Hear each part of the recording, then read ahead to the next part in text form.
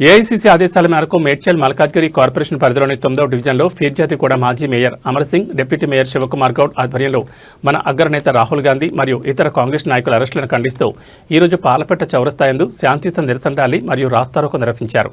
ఈ కార్యక్రమంలో కాంగ్రెస్ పార్టీ మాజీ కార్పొరేటర్లు సుభాష్ నాయక్, అనంతరెడ్డి, నవీన్ రెడ్డి, యుగంధర్ రెడ్డి, బచ్చరాజు, కోఆప్షన్ సభ్యులు జగదీశ్వర్ రెడ్డి, కాంగ్రెస్ సీనియర్ నాయకులు ఈశ్వర్రెడ్డి, యాతారం మహేశ్వర్, బొడిగే కృష్ణగౌడ్, చంద్రారెడ్డి, పప్పుల అంజిరెడ్డి, బుచ్చి యాదవ్, బండార్ రవీందర్, శ్రీధర్ రెడ్డి, సత్యనారాయణ గౌడ్, శ్రీ వీరాంజనేయ స్వామి దేవస్థానం మాజీ ధర్మకర్తలు తవిటి ప్రశాంత్ కుమార్, వంగూరు పరమేష్, కాంగ్రెస్ సీనియర్ నాయకులు బొడిగే ఉదయ్ గౌడ్, నరసింహాచారి, సత్యరెడ్డి, సాయి జగన్ మరియు వివిధ కాలనీవాసులు, కార్యకర్తలు పెద్ద సంఖ్యలో పాల్గొని ఈ కార్యక్రమాన్ని విజయవంతం చేసినందుకు ధన్యవాదాలు తెలిపారు.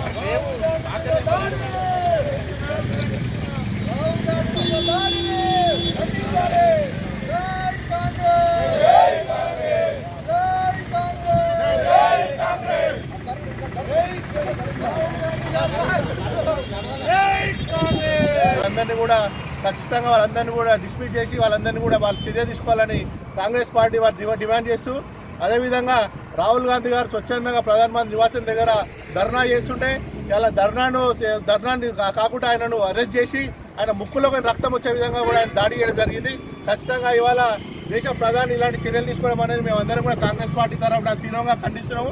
రాహుల్ గాంధీ గారిని అరెస్ట్ చేయడానికి నిరసనగా ఈరోజు మా ఫిర్యాదుల మున్సిపల్ కార్పొరేషన్ తరఫున అందరం కలిసి నిరసన కార్యక్రమం తెలుపుతున్నాం.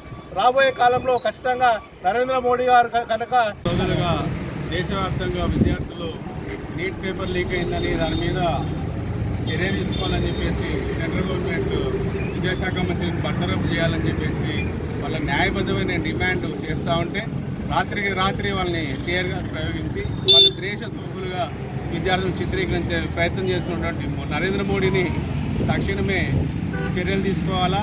అట్లే కాకుండా మా కాంగ్రెస్ పార్టీ రాహుల్ గాంధీ న్యాయబద్ధంగా నిరాహార దీక్ష చేస్తుంటే ముక్కులోకి వెళ్ళి రక్తం వచ్చేటట్టుగా బీజేపీ గుండాలు దాని మీద వెనుక నుంచి దాడి చేయడం జరిగింది.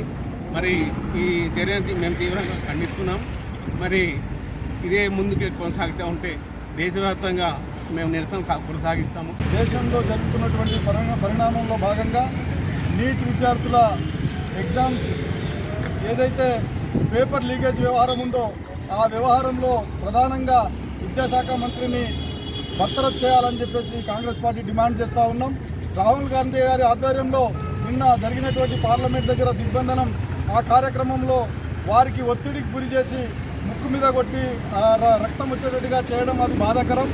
ఏదైతే వాళ్ళు చేయకూడని పనులు ప్రశ్నిస్తున్నారో ఎక్కడిదక్కడ అణచివేత ధోరణితోటి నరేంద్ర మోడీ గారు వ్యవహరిస్తూ ఉన్నారు. అది మంచి పద్ధతి కాదు. ఈరోజు విద్యార్థుల తల్లిదండ్రులు ఎంతో కష్టపడి పిల్లలను చదివించి నీట్ ఎగ్జామ్ రాపిస్తే తర్వాత వెంటనే మళ్ళీ దాన్ని లీకేజ్ చేయించారు. ఆ లీకేజ్ చేసిన తర్వాత ఎంతోమంది భవిష్యత్తును అంధకారంలోకి నెట్టేసేయడం జరిగింది.